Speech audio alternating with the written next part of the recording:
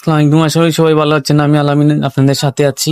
এই ভিডিওতে আমরা কথা বলবো হচ্ছে আপনার তামিম নূরের আপনার নতুন প্রজেক্ট, যেটা আপনার উৎসব সিনেমার পরে যেটা সে সিনেমা বানাচ্ছে আপনার মুশাহিব করিম এবং চঞ্চল চৌধুরী অভিনীত শরীফুল দাস, সেমন মৌলা, জাকিয়া বাড়ি, মোমো এবং আপনার সাবিলা নূর এবং বাদন থেকে শুরু করে আরো অনেক আর্টিস্ট ইন্তেখাব দিনা রয়েছেন। ওনারা অভিনীত এই সিনেমাটা আসছে আপনার বর্ণনাটা এক্সপ্রেস। তো এই সিনেমাটার টিজার ট্রেলার আমি দেখেছি। তো ট্রেলারটা নিয়ে কথা বলি, কিরকম লাগলো এই ট্রেলারটা। প্রথমে ট্রেলারটা বলবো আপনার, আমরা আবারও উৎসবের মতো একটা ফ্যান্টাস্টিক এবং কমেডি এবং সিরিয়াস এটা সিনেমা দেখতে চলছি।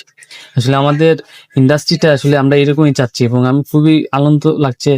আপনার একটা অ্যাকশন সিনেমার পাশাপাশি সার্ভাইভাল থ্রিলার সিনেমা, আপনার দমের পাশাপাশি রাক্ষস প্রিন্স বলেন, এই সমস্ত পাশাপাশি আপনার এই যে বনতা এক্সপ্রেস একটা ফ্যামিলি ড্রামা, পারিবারিক টাইপের এবং সিরিয়াস কিছু ফানি রয়েছে, মোমেন্ট রয়েছে এবং সম্পূর্ণ 100% যে দেশি বলছে এটাকে আসলে আগের সিনেমায় বলে দিচ্ছে 100% ফ্যামিলি ড্রামা।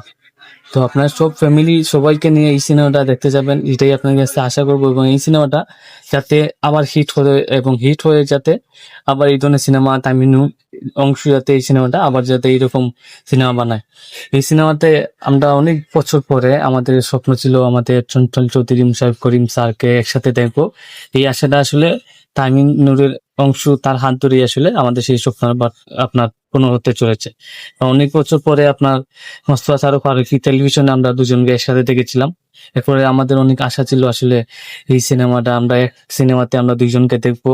তো সেই আশাটা আসলে আমাদের পূরণ হতে চলেছে।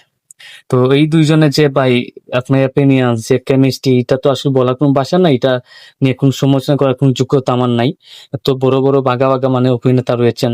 তারপরে আপনি শরীফুল, রাজ, শ্যামল মৌলা, ইন্তেকার দিনার, কাকে ছেড়ে কাকে কথা বলবো, জাকিয়া বাড়ি, মোমো, আপনার বাদন, এত গুণী অভিনেত্রী। এছাড়া আমার কোন যেহেতু আপনার সাবিলা নূর রয়েছে।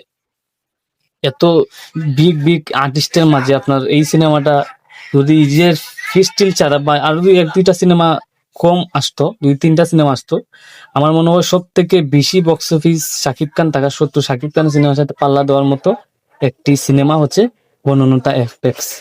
এবং এই সিনেমাটা আমরা গত ঈদে আমরা উৎসব সিনেমাটা দেখেছি। এত সিনেমার ভিড়ের মাঝে, এত আর্টিস্টের আপনার ভিড়ের মাঝেও এই সিনেমাটা কিন্তু হিট হয়েছে এবং সে তার কালেকশনটা তুলে নিচ্ছে এবং সেই ফেটার জন্য কিন্তু সে তার ভালোই টাকা কামিয়েছে।